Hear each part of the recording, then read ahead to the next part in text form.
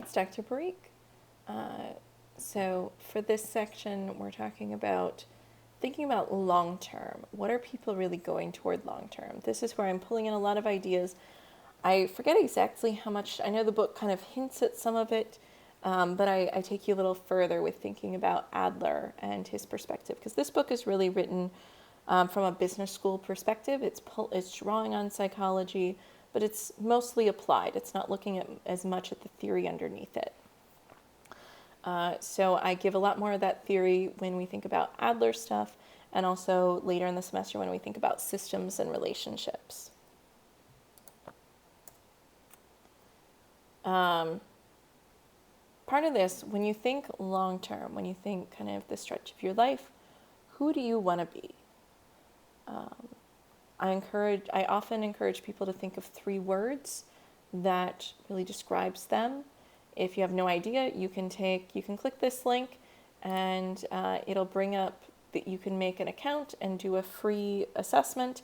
It's going to really try to get you to pay for stuff, but if you look carefully, you can get a free report that gives you a bit of information. That can help you kind of see how you clarify what your values are, what makes you unique. Another way to think of it is your obituary or your eulogy. What do you want other people to say about you after you're gone? How do you want people to sum you up, to sum up your life? And it's actually a common exercise to write your own eulogy or obituary.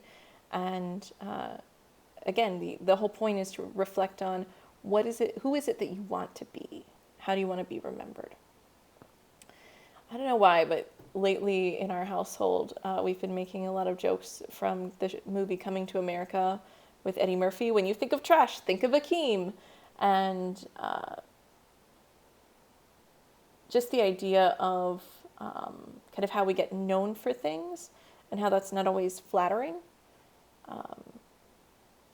And think about your hopes. What do you think, or what do you hope that people associate with you? Like, oh, Dr. Parikh is really good at such and such thing. Or, oh, I always think of Dr. Parikh when I see this. And what are your fears that people are saying or thinking of when they think about you?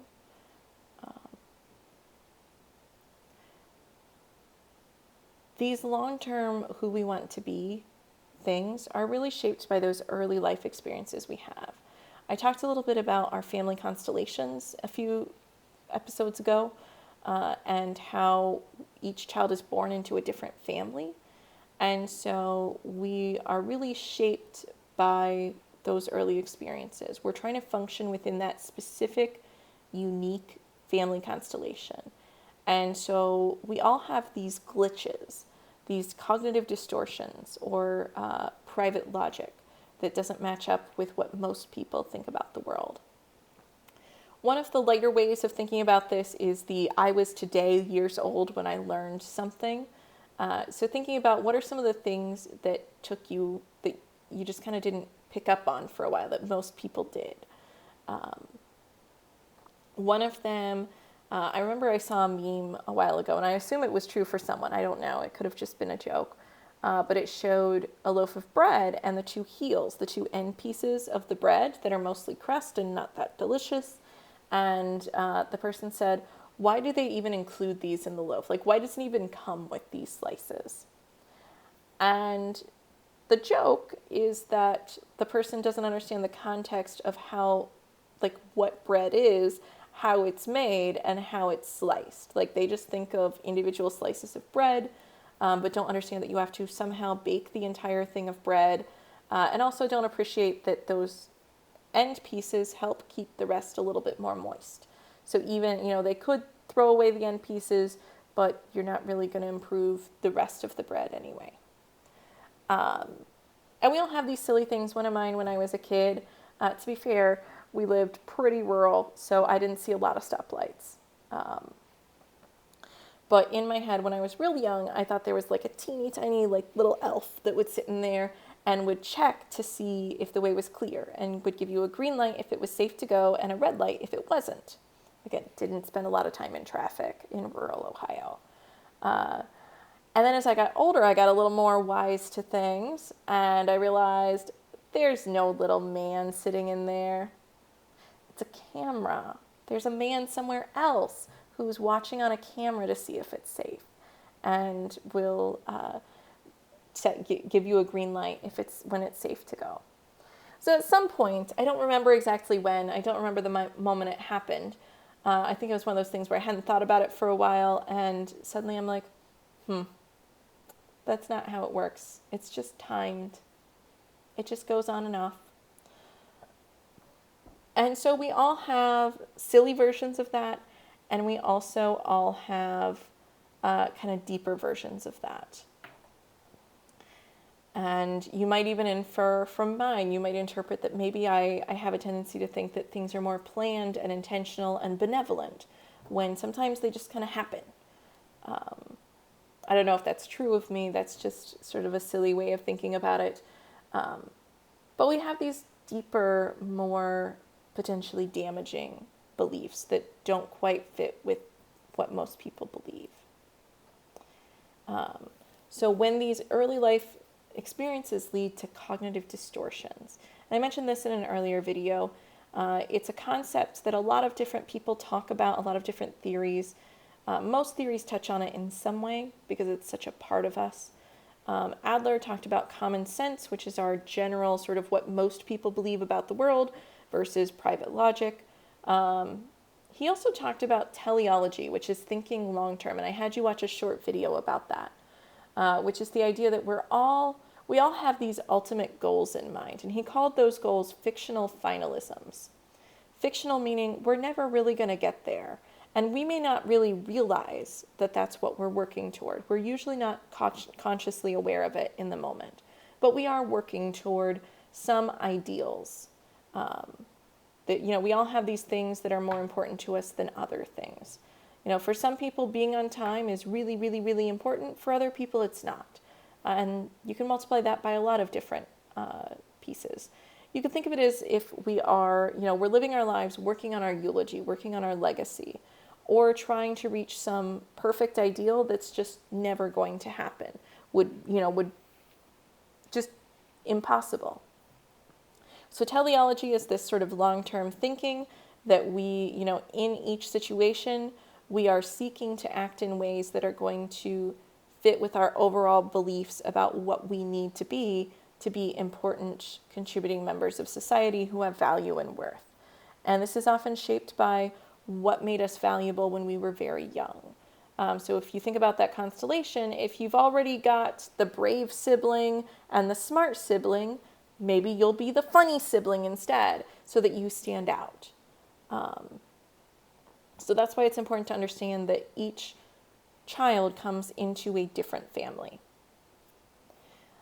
Ellis talked about irrational thinking and talked about ABC. Activating event leads to beliefs, leads to consequences. So the idea here is that your emotional experience, your behaviors are not caused by an event. They're caused by how you interpret an event. The difficulty is that those beliefs may be irrational, may not stand up to testing in the rational environment. And by consequences, Ellis meant both emotions and actions, behaviors. One of the difficult things here is that something may have been an adaptive response very early on, but may no longer be adaptive. You may have carried it so far that it's not helpful, or you may have been in a weird situation. So, when you're in a very toxic, chaotic environment, effective coping might involve doing things that would not be helpful in a more calm environment. So that's how that's kind of where these irrational beliefs may spring from. You may be doing something because it used to work for you, but now you're in a different environment and it no longer works. Beck talked about the cognitive triad, negative view of self, the world, and the future. So I'm bad, the world is bad, and things are always going to be bad. There's no hope. On the other hand, part of it is having these beliefs that are unrealistic, that people are supposed to always treat me well, The world is supposed to be a fair place, and things are always supposed to be the same and predictable and good. Those are just not realistic for the way the world works. And so when you have those beliefs, you're kind of constantly disappointed in yourself and everyone else.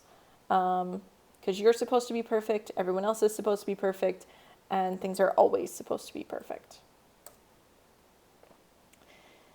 It's important when we think about these cognitive distortions, it's important to know this is not like a sick person thing. We all have them. Some of them are trivial and don't really matter much. Some of them are kind of a big deal. I think if you want to improve your relationships and your conversations, one thing you can do is become as aware as possible about your own glitches. For the people who are closest to you, it may be really helpful to understand their background, their early experiences, to help you interpret how they might see the world. That, for the first however many years of their life, this was the most appropriate way to respond when a certain thing happened. As you're talking with someone, listen for the beliefs and values that shape the way a person views the world and is approaching this situation. Try to figure those out, and particularly notice when there are differences between the two of you. I've mentioned before that my spouse and I are very different. I tend to err on the side of avoiding disappointment. He tends to err on the side of avoiding missing out. And so it's very important that we recognize that difference when we're trying to make a joint decision. Owning a house together and raising a child together is basically like a group project that never stops. Never. Ever. I mean, no, child doesn't stop being a group project, even if you split. House could stop, but child is group project forever. Another strategy so what do you do to cope with this? Part of it is building up your own identity and situation, because when a situation gets to the level of talking about what it means for your identity, for who you are and how you define yourself, you really have to have that strength and that awareness. So if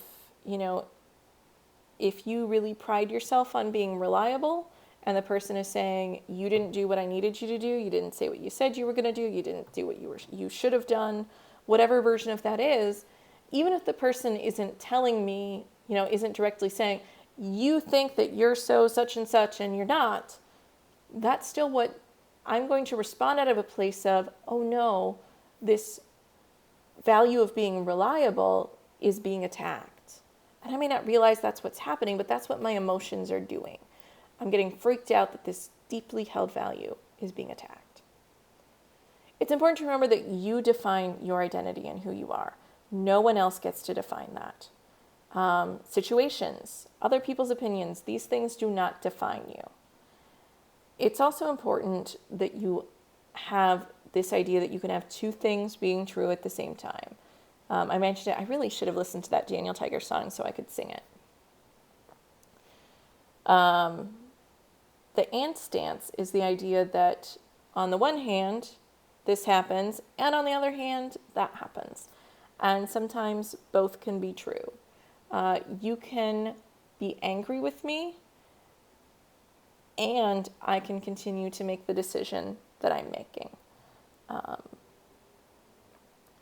of it is also just to acknowledge that as much as we would like to be perfectly consistent, it's just impossible. Inconsistency and imperfections are part of the human condition. So we need to accept the discomfort that comes along with that, with not always living up to our ideals. Reflect on feedback and think about how we can grow, and also focus on moving forward and being more consistent. Carl Rogers, part of his definition of health is, or of what the purpose of therapy is to make this behavior, this kind of actual self, more congruent, more similar, more overlapping with the ideal self. And it might be a little bit of both bringing the ideal self down to a more reasonable level where our behavior can match it, or figuring out how to improve our behavior toward this ideal. It could be both, to be honest. And I suspect it often is both. So what do you do with all this information? You want to think about what's important to the person in front of you. What are they working toward long term? And think about how you can help them save face, and how you can emphasize their strengths in the face of what's happening. You also do want to point out those inconsistencies. And again, that doesn't make them a garbage person. It doesn't mean they don't care about you and you don't care about them. Although that might be the case. But most of the time it's not. You want to point those out gently. I sometimes feign confusion. This approach works for so many different things. But I'll say, I'm confused. On the one hand, you said this, and on the other hand, you said that. Now, I just mentioned a few moments ago that people are inconsistent, and part of the and stance is this idea that two different things can be true. But it's important to talk through it and to point out, to kind of at least discuss what does it mean that those things are true at the same time, and what does that mean for future behavior. It's also important to have that direct discussion. I already mentioned this, of how you might be focused on two different values or concerns. So I really don't like to be caught off guard by disappointment, whereas my spouse is always afraid of missing out on a great opportunity. It's important to acknowledge that both of you have valid views and values, and that you're also both flawed individuals. And as you go through this process of exploring and saying, like, what is really bothering me about this situation? Where at my very core, why do I feel so uncomfortable with what's happening right now? The more you understand about what's really at stake for you, the better you can be at creative problem solving, figuring out how to move forward in a way that does not threaten your core identity. It's also important to prepare for this conversation. Sometimes it's helpful to think long term. So how am I going to feel 3 months from now, a year from now, 10 years from now? Sometimes that can help put things in context a little bit, because these moments, these big conversations feel so intense and overwhelming. It's also important that we let go of trying to control someone else's response. So I have a particular family member whom I love very, very much, who has a knack for having an awful response for almost any situation. There is no situation so bleak, so hopeless, so terrible that this person cannot somehow make it seem worse. And I try so hard to predict what this person is going to say and prepare myself, and it's never what I think it's going to be. It always catches me off guard. And so I've reached a point finally now in my 30s when I can kind of laugh about it and say, okay, we'll see what this person says that's going to be awful and unhelpful.